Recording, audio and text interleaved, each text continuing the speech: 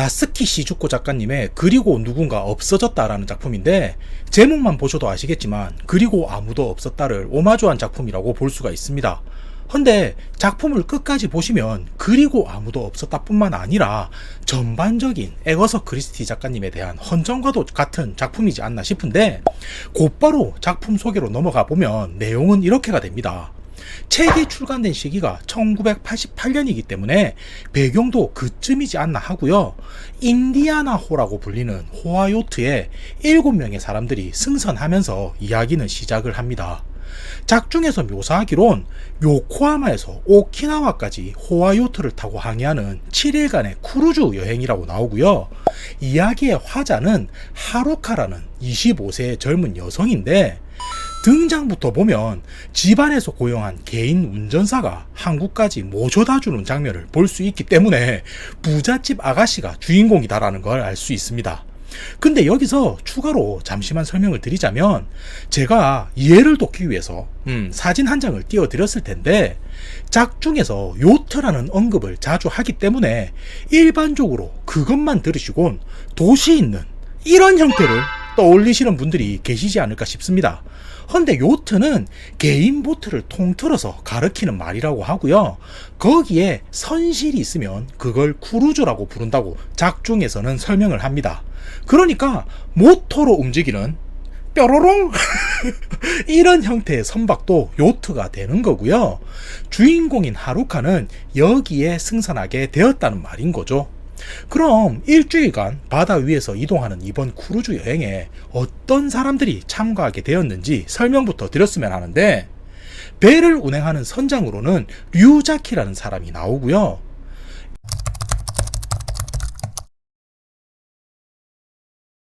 엔지니어면서 보조를 하는 인물로는 아즈마라는 남성이 등장을 합니다.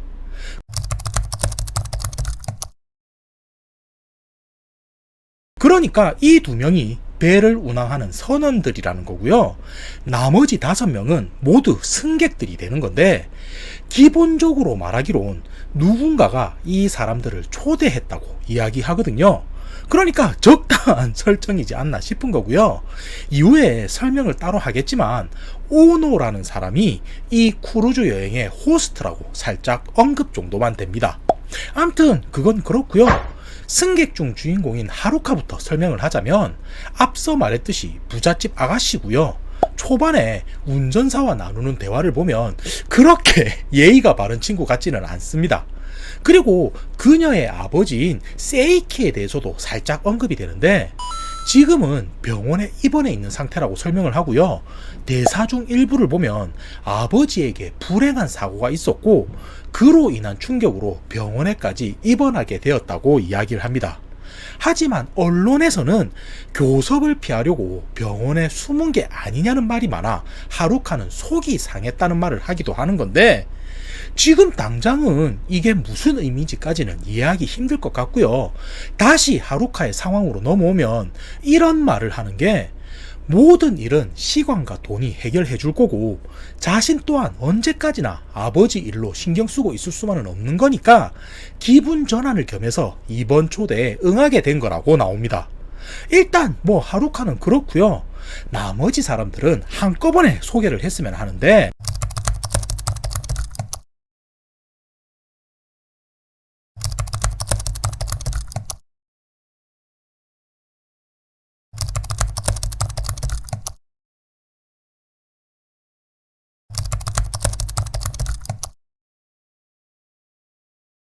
보신 것처럼 4명의 승객들도 합류를 하고요. 이렇게 선원 포함 총 7명의 사람들이 요트에 올라탄 후 응접실에 모이게 됩니다. 이때 하루카는 바닥이 조금씩 움직이는 것만 아니었다면 호텔인지 착각할 정도였다고 이야기를 하는데, 그때 후유카와가 선장인 유자키에게 우리를 초대한 사람이 당신인 거냐라고 묻더니, 그게 아니라면 호스트는 언제 오는 거냐고 묻게 됩니다.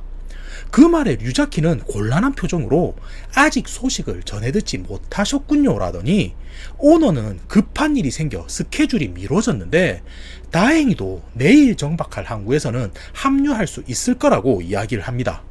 그러니까 이 대화를 정리해보면 다른 사람들도 누가 자신을 초대한 건지 정확하게 모른다는 거고요. 선장이 오너라고 부르는 사람은 내일이나 되어서야 모습을 나타낸다는 거죠.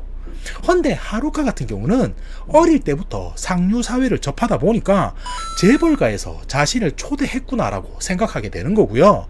이때 다른 사람들의 면면을 살펴보는 장면이 나오는데 일반적인 서민이 섞여있지 않다는 것에 안심을 했다고 이야기를 하기도 합니다. 그러니까 버릇도 없고 선민의식도 있다, 이런 걸 알 수 있는 건데, 응접실에 모인 사람들은 각자 자기소개를 하더니 서로서로 작가님의 책은 잘 읽었습니다, 이런 이야기를 나누기도 하고요. 다른 쪽에선 그쪽 분은 변호사셨군요 라는 식의 대화를 나누기도 해요.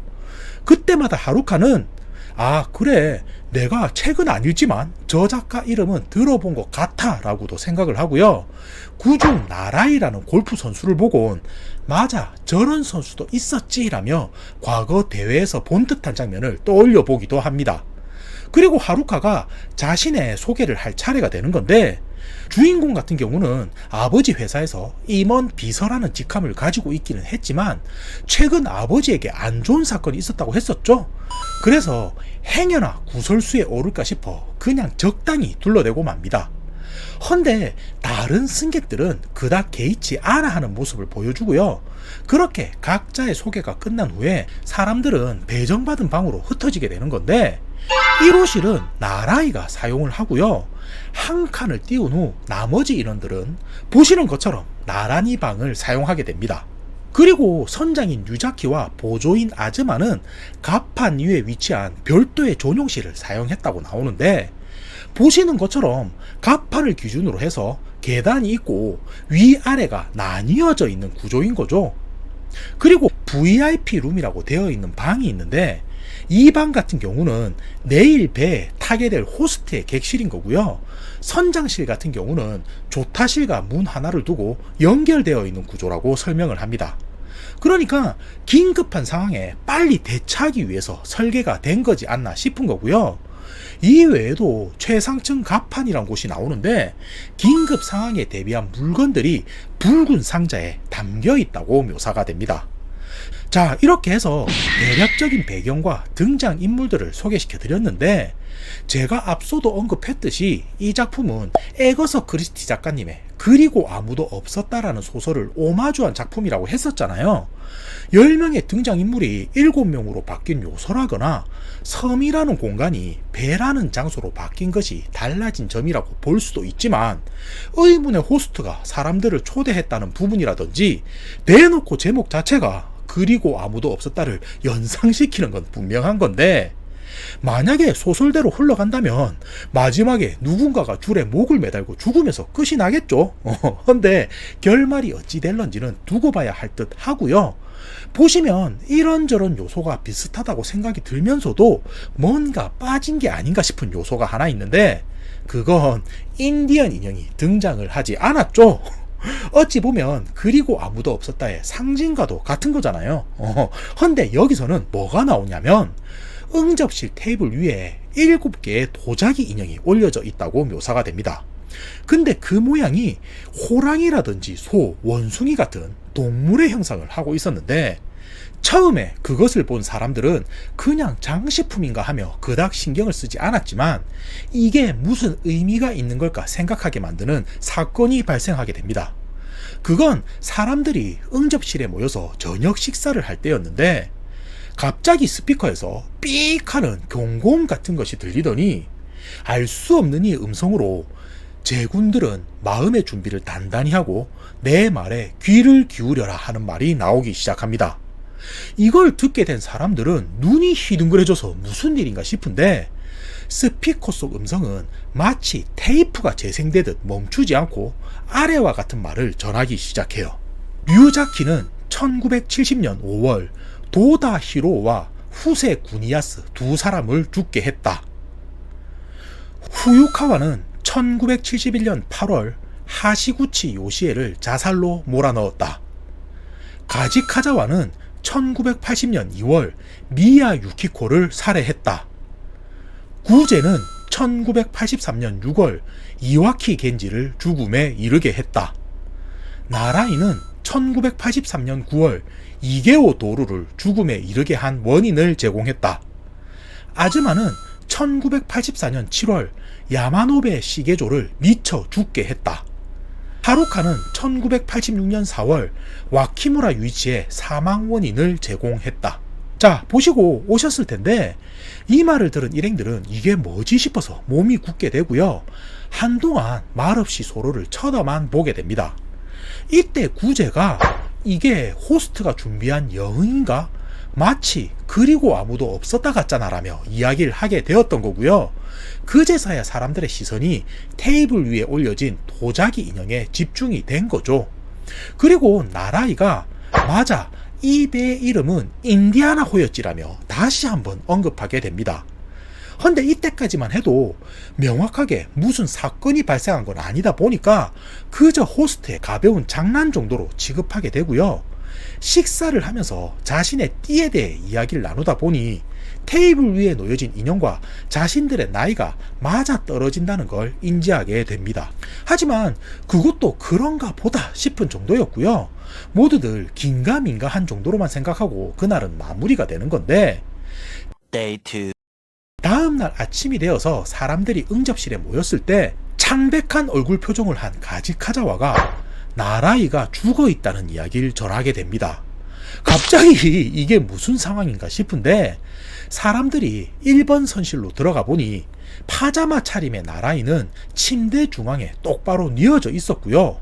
그 모습을 본 후유카와가 나라이의 몸을 흔들며 깨워보려 했지만 그는 흰자위를 드러내며 아무런 반응을 보이지 않습니다. 그때 주변을 둘러보던 구제가 바닥에서 주사기를 발견하게 되고요. 후유카와가 주사기 바늘에 코를 가져다 대고 냄새를 맡아보더니 무색 무취의 액체인 걸 봐선 쿠랄의 독이 사용된 게 아닐까 싶다며 이야기를 하게 됩니다. 그리고 빨리 경찰에 알려야겠다며 방을 뛰쳐나가는데 먼 발치에서 이게 어찌 된 거지 하며 보고 있던 하루카는 곁에 남아있던 가지카자와에게 나라이 씨는 자살한 걸까요? 라며 물어보게 되고요. 이에 가지카자와는 그럴지도 모르죠 라고 답하더니 잠시 후 헌데 이 주사기는 제 것입니다 라고 말을 하게 됩니다. 자, 그 일이 있고 얼마 후인데 조타실에서 해상보안청과 연락을 취한 후유카와는 지금 당장은 출동할 만한 인력이 없기 때문에 긴급한 상황이 아니라면 근처에 위치한 오마에자키 항구까지 직접 와달라는 말을 전해 듣게 됩니다. 이게 다시 말하지만 배경이 1988년인 점 고려해 주시고요. 연락한 방법도 전화 같은 게 아니라 통신기기라고 나오거든요. 뭔지 아시죠? 그 메이데이 하면서 주파수를 통해 연락하는 해양 무전기 같은 걸 말하는 건데 때마침 인디아나호의 승객들이 호스트와 합류하기로 계획되어 있었던 장소 또한 오마에자키 곳이라고 하는 항이었기 때문에 통신을 마친 유자키는 요트의 운항을 그대로 진행하기로 결정을 합니다. 그러니까 여기까지의 상황을 정리해보면 7명의 승객 중 나라이에게 문제가 발생했지만 요트는 계획의 변화 없이 항구로 향하게 되었다는 거고요. 거기서 호스트를 만나면 이후 상황은 다시 정하게 된다는 거죠. 어찌 보면 갑작스레 발생한 사건이긴 하지만 별다른 문제 없이 순조롭게 흘러가는 듯한 건데 이때 하루카가 나서더니 나라이 씨 방에서 발견된 주사기가 가지카자와 씨 것이라던데 어찌된 일인가요? 라며 묻게 됩니다. 이 말에 가지카자와는 자신이 긴급한 상황에 대비해서 응급 도구 같은 걸 항상 들고 다니는데 그 중에 주사기 하나가 사라졌다는 걸 알게 되었다고 이야기를 하고요. 나라이의 시신 곁에서 발견된 주사기는 확인해보니 자신의 것은 맞지만 그 안에 들어가 있던 쿠랄의 독은 전혀 모르는 것이라고 이야기를 덧붙이게 됩니다. 이 말에 선박 안은 기묘한 침묵이 흐르게 되는 건데 선장 류자키가 너무 동요하지 말라며 나서더니 몇 시간 뒤 오마에자키 곳에 입항하게 되면 모든 게 밝혀질 거라고 이야기를 하게 됩니다. 그러면서 아직 식사도 못 하셨을 테니까 그것부터 마무리하자고 말을 꺼내는 건데 그때 구제가 떨리는 목소리로 테이블 위에 있던 인형 중 하나가 없어졌다고 말을 하게 됩니다. 그건 나라이를 뜻하는 원숭이 인형이었고요. 상황은 마치 그리고 아무도 없었다의 한 장면을 재현하는 듯한 모습이 발생하게 된 거였는데, 사람들은 신경을 쓰지 않으려 했지만 다시금 이야기는 나라이의 죽음에 대한 것으로 쏠리게 되고요. 이후 누가 자신들을 초대한 것인지에 대한 주제로 바뀌게 됩니다. 그리고 이때 우노라는 이름이 등장하게 되는 건데, 하루카 역시도 이 우노라는 사람에게서 초대를 받은 거라 나오고요. 나머지 승객들 역시도 마찬가지라며 이후 오고 간 대화를 취합해보면 이렇게가 됩니다.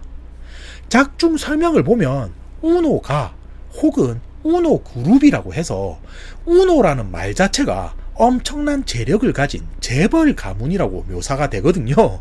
그러니까 여기 있는 사람들은 모두 우노 그룹과 관련이 되어서 호와요트로 초대를 받았다는 건데, 문제는 명확하게 우노 그룹에 누가 자신들을 초대한 것인지까지는 모르는 상태였다고 이야기를 합니다. 그러니까 우리나라로 친다면 연말 파티라면서 초대장이 날라왔는데 거기에 S그룹 마크가 붙어 있었다는 거고요. 모두들 그게 누가 보낸 건지는 모르지만 그냥 S그룹에서 나한테 보냈나 보다 하며 초대에 응했다는 거죠. 그리고 대화를 나눠보니 선장인 류자키와 선원인 아즈마 역시도 고용이 되어서 배를 운항하게 된 거지, 자신들의 오너는 만나본 적이 없다고 이야기를 하게 됩니다.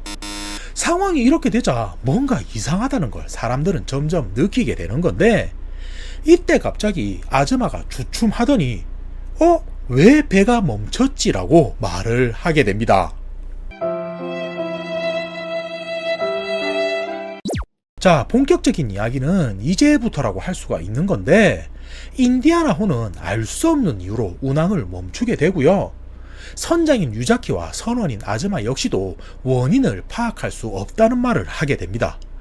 이 말에 사람들은 우왕좌왕하면서 혼란에 빠지게 되는데, 참다 못한 후유카와가 상황이 뭔가 이상하다고 말하더니 나라이가 죽기 전 무언가 문제를 일으킨 게 아닐까요? 라며 말을 꺼내게 됩니다.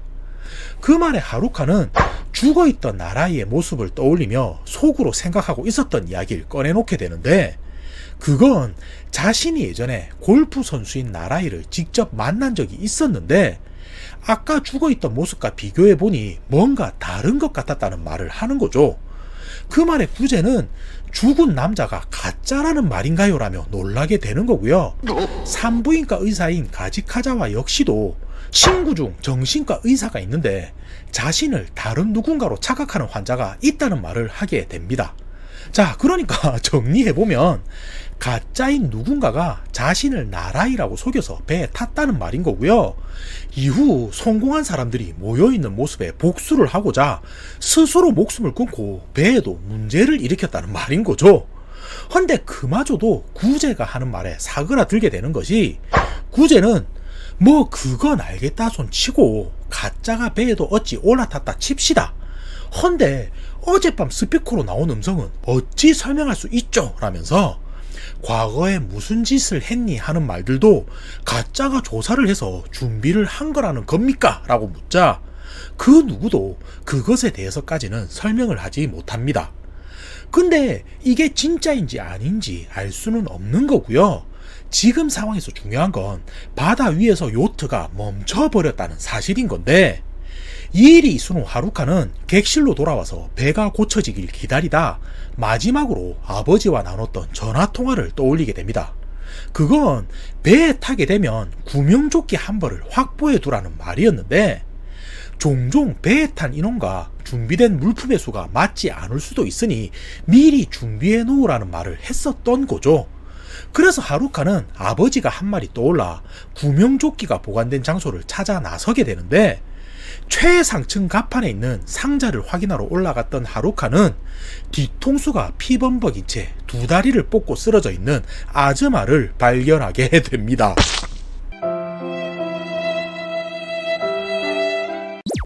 이번에도 가지카자와가 아즈마의 죽음을 확인하게 되고요. 사인은 뒤통수를 가격당해 내 타박상으로 죽은 것이라 말을 하게 됩니다. 그러니 누군가에게 살해된 정황이 분명하다는 거였고요. 뒤늦게 요트의 수리를 마치고 상황을 파악한 류자키는 우선 모포로 시신을 수습해 실내로 옮긴 후 다시 한번 해상보안청에 연락을 취하게 되는데, 이번에도 듣게 되는 대답은 급히 항구로 입항해달라는 말이었고요. 류자키 또한 그게 최선인 듯 싶다며 통신을 마무리하게 됩니다.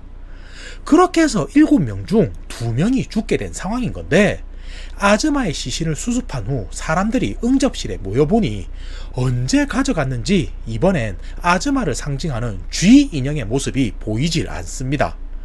헌데 이건 시작일 뿐인 거였는데, 혹시나 이들 외에 누군가가 배에 올라탄 후 숨어 있는 게 아닌가 싶어서 샅샅이 뒤져보던 중 이번엔 조타실 안쪽에서 화재가 발생하게 됩니다.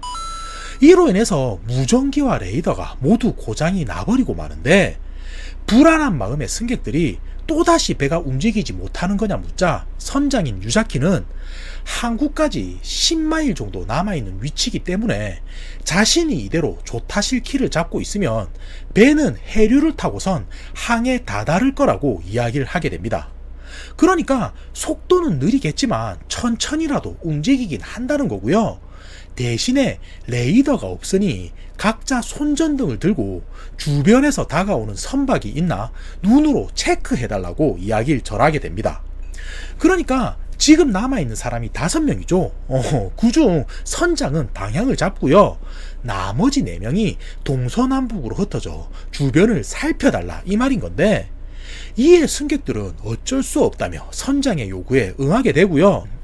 하루카 역시도 좌연 한쪽에 자리를 잡게 됩니다.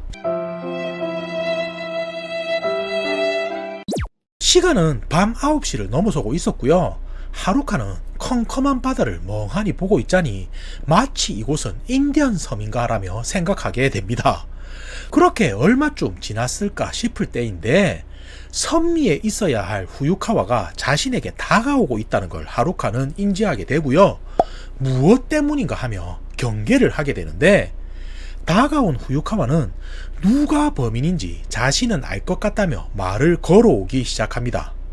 그리고 이후 상황을 정리하면 이렇게 되는 건데, 후유카와는 직업이 소설가였죠. 그래서 그리고 아무도 없었다의 내용을 모두 파악하고 있다며 이야기를 하게 되고요.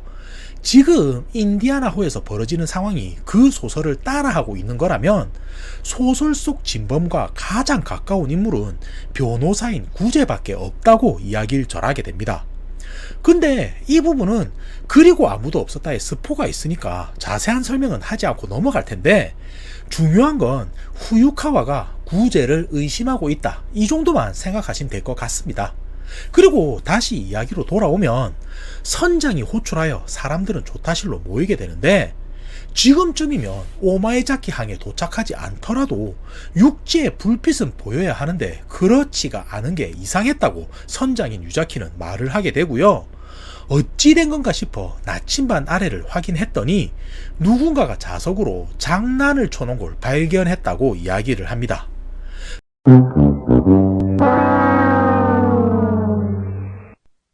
그러니까 배가 원래 향해야 하는 곳은 북서쪽 방향이었는데 지금껏 반대로 향하고 있었다는 거고요. 류자키는 오마에자키에서 너무 멀어졌기 때문에 차라리 도바항으로 가는 게 빠르겠다고 이야기를 전하게 됩니다. 근데 나머지 승객들은 선장의 말을 따를 수밖에 없는 거고요. 그렇게 해서 다시금 각자의 위치로 흩어지려고 하는데, 류자키는 이제는 그럴 필요가 없다며 사람들을 불러 세우더니, 우리 요트는 지금 육지에서 멀리 떨어져 있기 때문에 아까처럼 망을 볼 필요는 없고 한 명만 조타실에서 키를 잡고 있어 달라고 부탁하게 됩니다. 왜냐면 그동안 자신은 통신 장비와 연결된 배전반을 고쳐야겠다고 말을 하는 거였는데, 결국은 선장이 배전반을 고칠 동안 구제, 가지카자와 하루카, 후유카와 순으로 2시간씩 조타실에서 당직을 서기로 정하게 됩니다. 그렇게 해서 하루카는 휴식을 취하기 위해 객실로 돌아가게 되는 건데, 사호실에 들어가자마자 안쪽에서 문부터 잠그게 되고요. 그럼에도 불안이 가시지 않아서 책상을 끌어와 문 앞을 가로막아 버리게 됩니다. 그리고 만약의 일을 대비해서 가지고 온 일기장에 지금껏 있었던 일들을 기록하기 시작하는데, 한참 동안 있었던 일들을 적고 있다 보니 문득 와키무라 유이치에 대해서 떠올리게 됩니다. 첫째 날 스피커를 통해서 흘러나온 말 중에 언급된 사람이었죠. 이 사람이 누구냐면 과거 하루카가 근무하던 아버지 호텔의 직원이었고요. 하루카보다 나이가 15살 많았던 남성인데, 하루카가 몇 번이고 자신의 마음을 전했지만 그가 끝까지 받아주지 않자 회사에서 잘리도록 압박을 가했다고 이야기를 합니다. 헌데 그렇다고 해서 그가 자살을 한 것은 아니었고요. 빗길을 운전하다 사고로 죽었다고 이야기를 하는데, 하루카는 왜 그런 일로 내가 이런 고통을 겪는 거지 하며 몸을 부들부들 떨게 되고요. 지금 자신이 느끼는 감정을 표현해 보려 하자 떠오르는 단어는 공포밖에 생각이 나지를 않습니다. 그렇게 해서 두려움 속에서 4시간이 흐르게 되고요. 자신이 당번을 설 차례가 된 하루카는 조심스럽게 선실을 나서게 되는데, 복도를 지나던 중 6호실 문이 열려 있는 걸 하루카는 보게 되고요. 무슨 일인가 싶어 안쪽을 확인했다가 두 눈을 부릅뜨고 목에는 검은 리본이 감겨져 있는 후유카와를 발견하게 됩니다.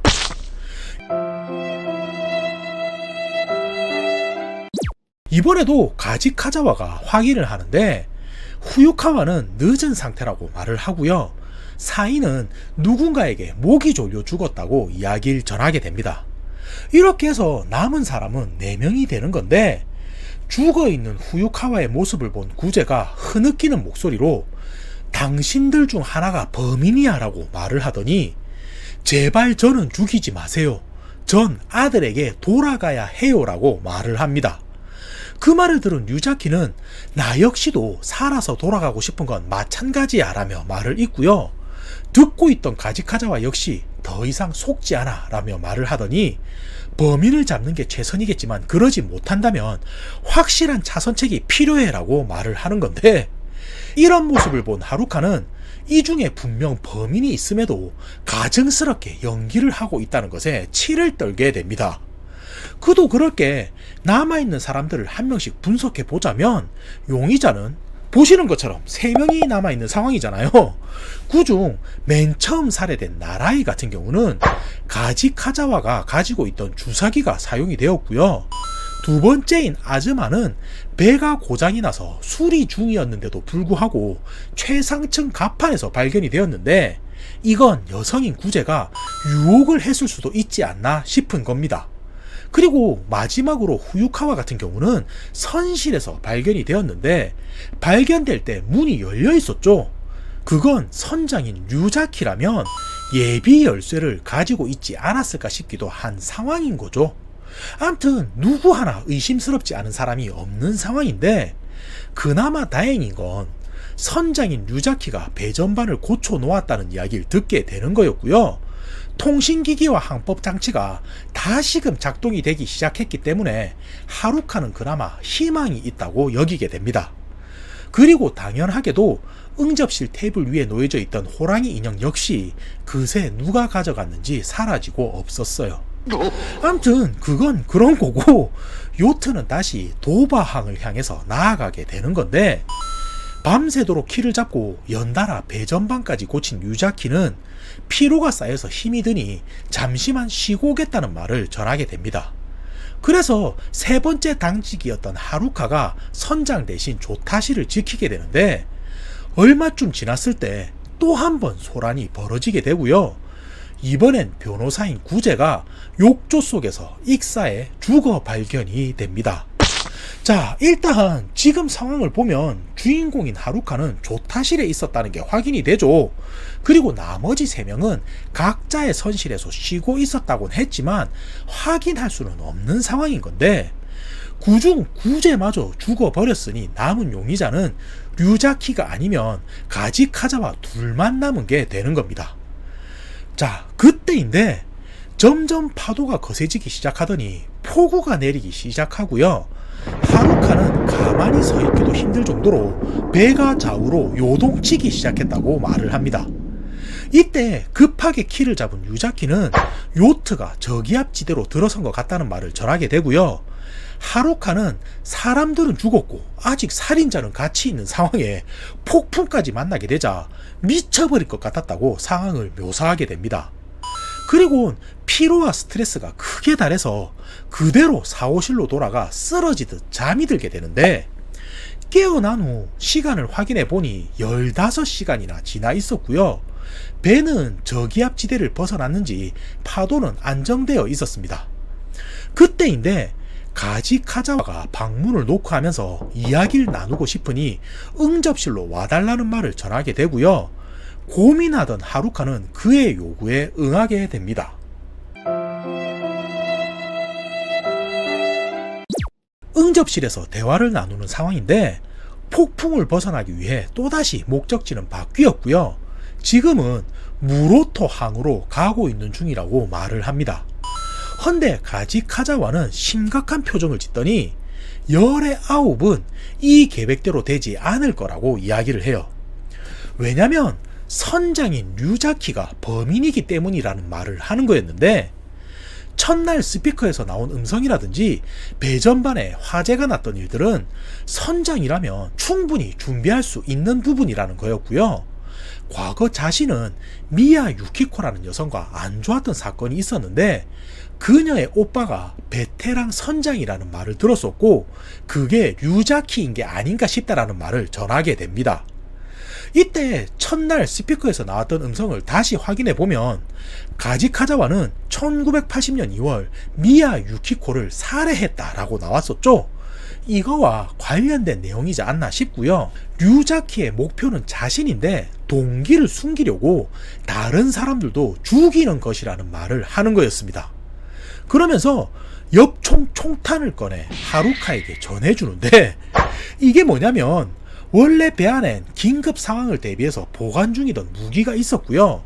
일전에 방을 돌아다니면서 누군가 숨어있지 않나 확인하며 흉기가 될 만한 것들도 모두 모았었는데, 혹시나 싶어 과도나 빈병 같은 건 바다에 버렸지만 총을 버릴 수는 없다 보니까 탄환만 버리고 총은 응접실 한켠에 남겨뒀었던 상황이 있었습니다.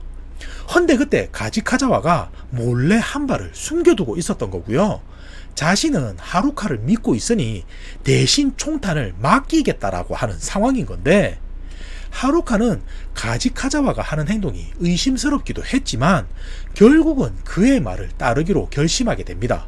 그렇게 해서 두 사람은 동맹을 맺고 류자키를 추궁하기 위해 선장실로 향하는데, 어찌된 일인지 그의 모습은 보이지가 않았고요.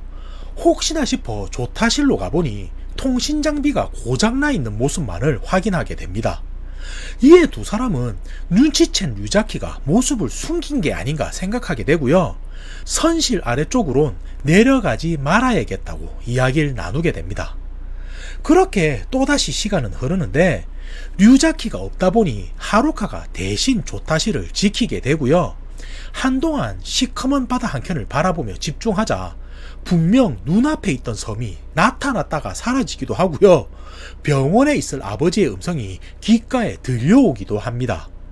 결국 참지 못한 하루카는 교대를 해야겠다고 생각하게 되고요. 가지카자와를 찾아서 응접실로 향하게 되는데, 테이블 위에 올려진 도자기 인형이 2개밖에 남아있지 않은 걸 보고선 이게 왜 이럴까 하던 중 식당 구석에서 기묘한 자세로 뻗어있는 가지카자와를 발견하고 맙니다. 그때인데 뒤에서 발소리가 들리기에 돌아보니 류자키가 아무렇지 않은 얼굴로 어찌 된 거냐며 물어오고요. 바닥에 쓰러진 가지카자와를 발견하자 놀란 듯이 달려와선 상태를 확인하게 됩니다. 하루카는 지금 이 상황이 당혹스럽기만 한데, 살인마라며 류자키를 쏘아 붙이자 류자키는 오히려 하루카를 보며 내가 지금까지 속았었군, 제일 어린 여성이 범인이라니 라고 말을 하더니, 내가 널 처리하는 건 일도 아니지만 이제 1시간이면 항구에 도착할 거고 그땐 경찰이 널 상대해 줄 거야 라고 말을 합니다. 그리고는 강제로 하루카를 제압해선 선실 안쪽으로 밀어 넣어버리는데, 사고실에 돌아오게 된 하루카는 류자키의 태도가 이해되지가 않아요. 왜냐면 모든 죄를 자신에게 뒤집어 씌우려는 계획인 건가 싶어도 그가 더 불리하지 않나라는 생각이 들었기 때문인데, 고민할 시간도 없이 배가 갑자기 멈추는 소리가 들려오게 되고요. 유자키가 사호실 앞까지 다가와선 연료가 바닥났다는 이야기를 전하게 됩니다. 그러더니 난 지금부터 고장난 통신 장비를 고칠 건데 경고를 하기 위해 왔다는 말을 하게 되고요. 네가 갑판 아래쪽에 머무는 건 놔두겠지만 행여나 갑판 위쪽으로 올라오면 바다로 던져버리겠다고 경고한 후 사라지게 돼요. 그 뒤의 상황인데, 하루카는 진짜 류자키의 저의가 무엇일까 고민하게 되지만 생각하면 생각할수록 머릿속이 복잡해지기만 하고요.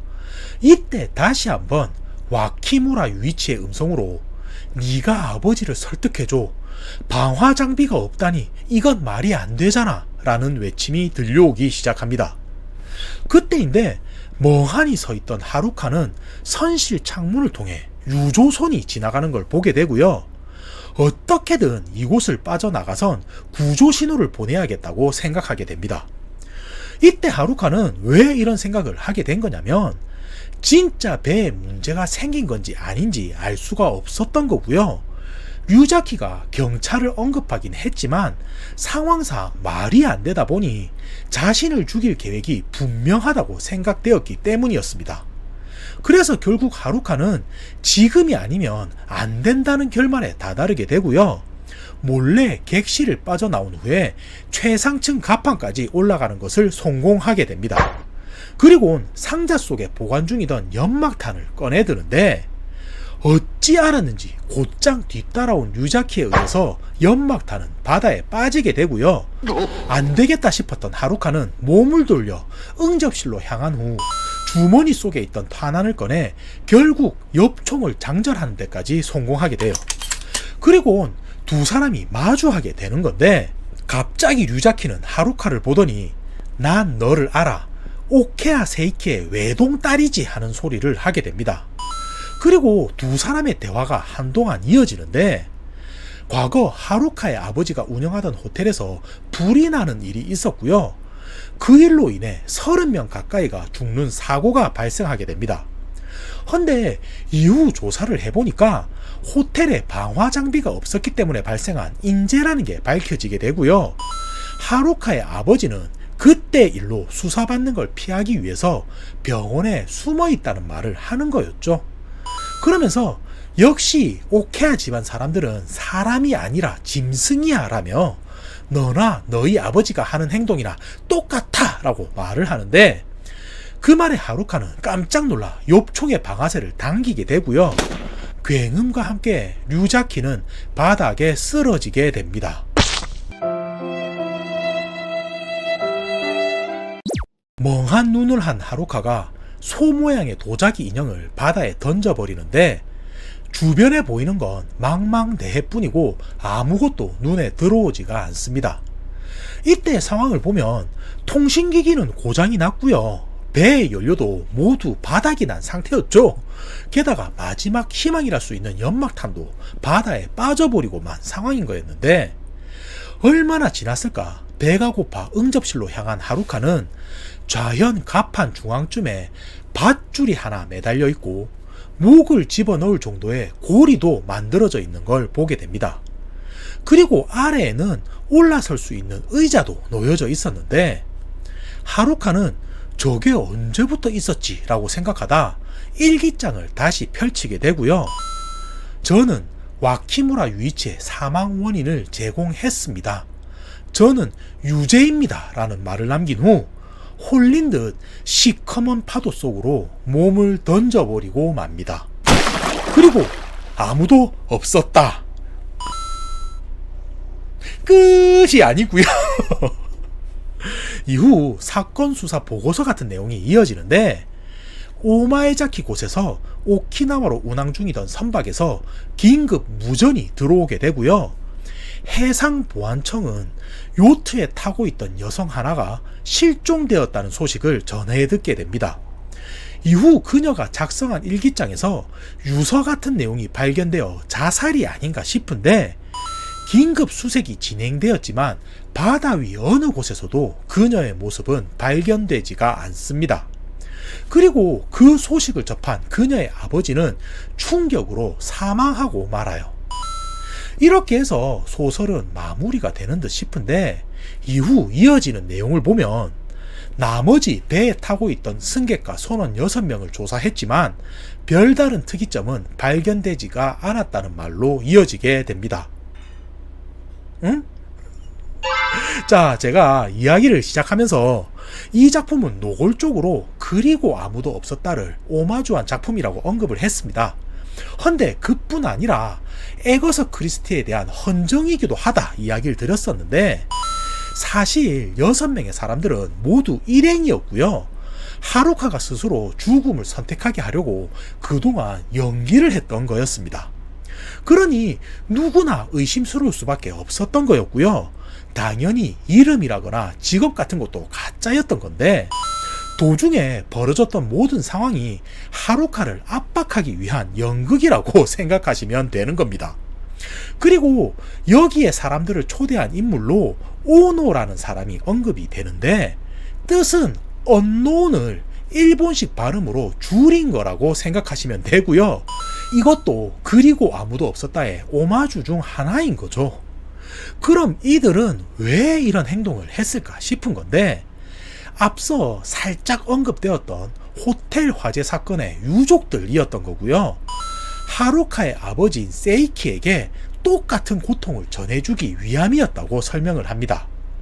다만 원래의 목적은 하루카가 스스로 목을 매다는 거였지만 파도로 뛰어들게 된 부분이 살짝은 소설과 다른 부분인데 이렇게 이야기는 최종적으로 마무리가 되는 듯 싶을 때 또 하나의 반전이 발생을 하게 됩니다. 그게 뭐냐면 파도로 뛰어들었던 하루카는 자살한 게 아니었어요. 아니 자살했던 걸 수도 있습니다. 허나 끝까지 살아야겠다는 생각이 있었던 것 같고요.